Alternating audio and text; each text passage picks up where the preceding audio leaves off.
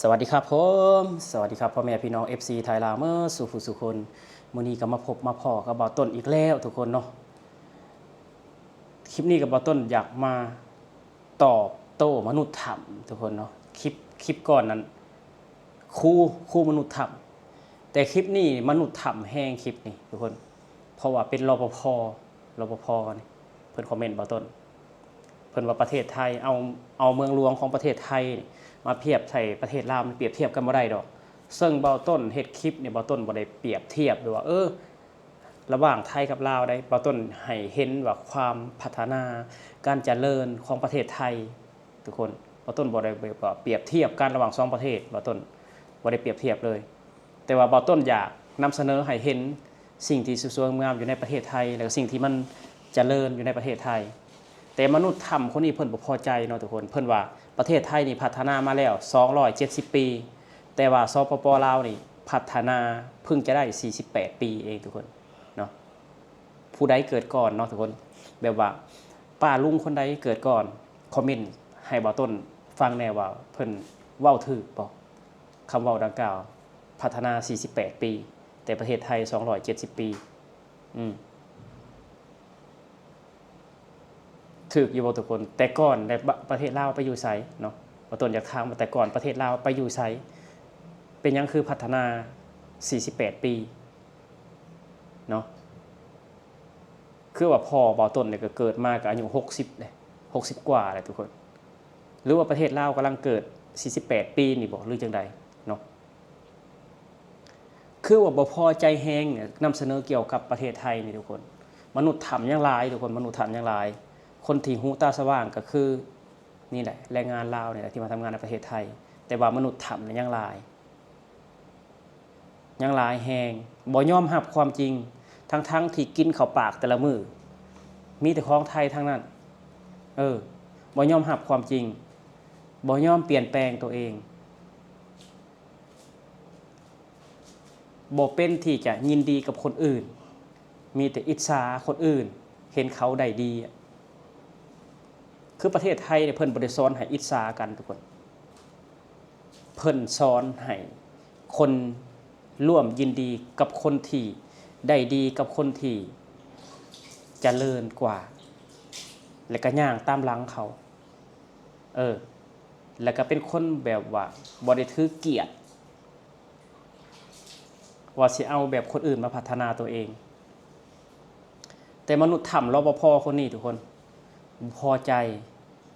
ซึ่งบ่ต้นเว้าในคลิปบ่ต้นบ่ได้เว้าเกี่ยวกับประเทศลาวเลยทุกคนบ่ต้นบอกว่าอันนี้คือประเทศไทยบ่แม่นมาเลเซียบ่แม่นสิงคโปร์อันนี้คือประเทศไทยเมืองอันนี้คือกรุงเทพเมืองหลวงของประเทศไทย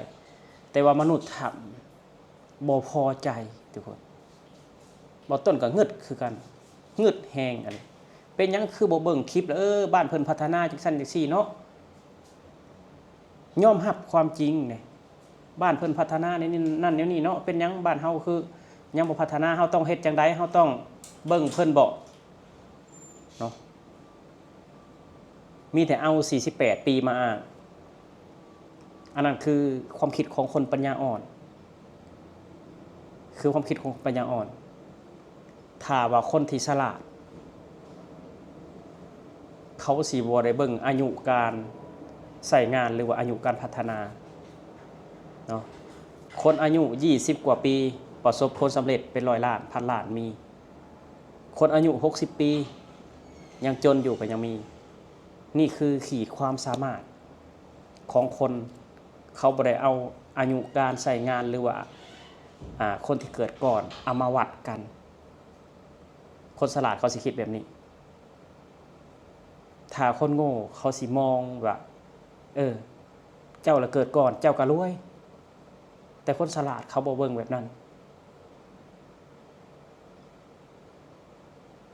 บ่ต้นเราบ่ฮู้เราว่าประเทศไทยเพิ่นพัฒนามาจากปีเนาะแต่ว่าได้ยิน FC เพิ่นคอมเมนต์ว่าภาคอีสาน30ปีที่แล้วเป็นแบบนี้แหละเนาะเป็นคือบ้านบ่ต้นทุกวันนี้คือยังมีวัวมีควายมีฝุ่นดินแดงอยู่แต่ตอนนี้ทุกคนบ่ฮอด40ปีถนนในประเทศไทยปูคอนกรีตปูยางมาตอยแล้วกวมเอา99.9 99.95%เนาะถนนคอนกรีตและก็น้ำประปามีทั่วประเทศไทยน้ำประปามีใส่ทุกครัวเรือนอยู่จังหวัดใดแน่อยู่อำเภอใดแน่อยู่ตำบลใดแน่ที่บ่มีน้ำประปาใส่ทุกคนอยู่ในประเทศไทยบ่ต้นเชื่อแล้วว่าบ่มีน้ำประปาหมู่บ้านน้ำประปาอบตน้ำประปาอำเภอมีทุกหมู่บ้านน้ำประปานี่คือความเจริญพัฒนาบ่ต้นแค่นำเสนออยากให้คนอื่นได้เห็นเนาะทุกคนอยากให้คนอื่นได้เห็นบ่แม่นว่าบ่ต้นอยากเปรียบเทียบบ้านเจ้าของกับประเทศไทยบ่แม่นแบบนั้นเนาะอยากให้คนที่คนอื่นเขาได้เห็นว่าบ้านเพิ่นพัฒนาแบบนี้เนาะบ้านเพิ่นเจริญแบบนี้เนาะคนไทยเขาไปทำงานในญี่ปุ่นเขาก็ถ่ายคลิปคือกันทุกคนแต่บ่มีคนไทยไปคอมเมนต์ด่าคอมเมนต์อิจฉาญี่ปุ่นเลยเนาะเขาบ่ได้บอกว่าคนไทยไปถ่ายคลิปอยู่ญี่ปุ่นไปถ่ายความเจริญของอิสราเอลมาเลยเขาบ่ได้บอกคนไทยขายศาสตร์เขาแค่เบิ่งว่าบ้านเขาพัฒนาไวแท้บ้านคนอื่นเจริญไวแท้บ้านเฮาเป็นยังคือบ่พัฒนาคือยังบ่เจริญเฮาขาดจุดใดเขาสิเบิ่งแบบนี้เนาะเขาบ่ได้แบบว่าไปด่าคนเหล่านั้นว่าเป็นคนขายศาสตร์เขาเบิ่งคนเหล่านั้นว่าเป็นคนมองโลกในแง่บวกมองโลกในมุมไกลๆบ่คือลุงรปภ.มนุษยธรรมถ้าเจ้าบ่เปลี่ยนความคิดเนาะถ้าเจ้าบ่เปลี่ยนความคิดอายุเจ้า70เจ้ายังเป็นรปภ.อยู่หั่นแหละเจ้าบ่กล้าที่จะเปลี่ยนแปลงตัวเองเจ้าบ่กล้าที่จะคิดแบบใหม่ๆเจ้าบ่กล้าที่จะลงทุนเจ้าบ่กล้าที่จะยอมรับความจริงว่าเฮาเนี่ยมันต่างกันกับเขา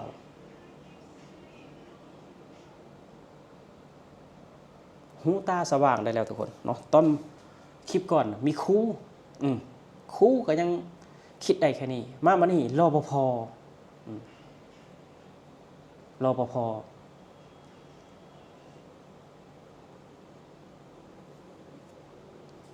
รปภ.เงินเดือน3 ล้านทุกคน3 ล้าน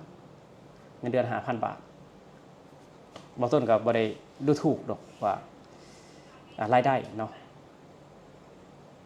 แต่ว่าอยากให้แบบว่า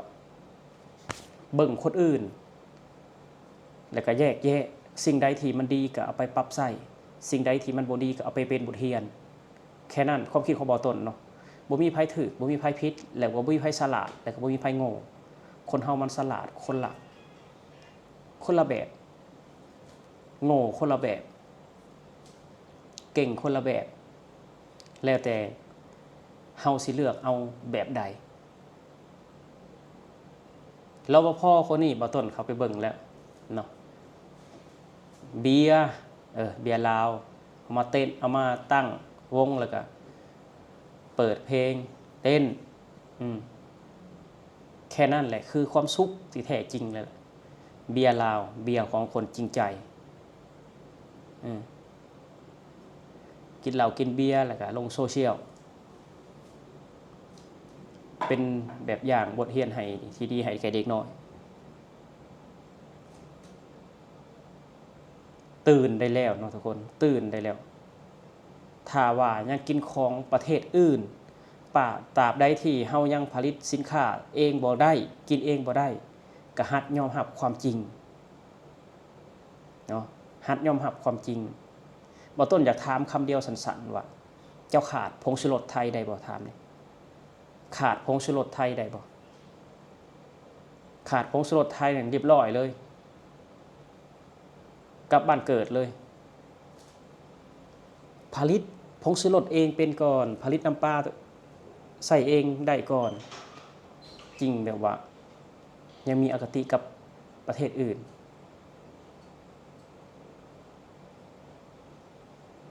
เนาะทุกคนสำหรับคลิปนี้กับทุกคนบ่ต้นก็สิออกมาตอบคอมเมนต์มนุษย์ธรรมหรือว่ารปภ.ธรรมท ที่เพิ่นบ่ยอมรับความจริงกินของไทยใส่ของจีนกินของเวียดแต่รังเกียจของเจ้าของก็ยังมีอคติอยู่ทุกคนเลยเนาะยังมีอคติสำหรับคลิปนี้ทุกคนบ่ต้องก็อยากฝากไว้เท่านั้นเนาะคนเฮานี่ก็เกิดก่อนกับบ่ได้สละเสมอไปสำหรับคลิปนี้ก็ฝากกด Subscribe กดไลค์กดแชร์เพื่อเป็นกำลังใจให้บ่าวต้นให้คลิปต่อไปทุกคนสำหรับคลิปนี้เนาะทุกคนบ่าวต้นก็ขอกล่าวคำว่าสวัสดีครับผม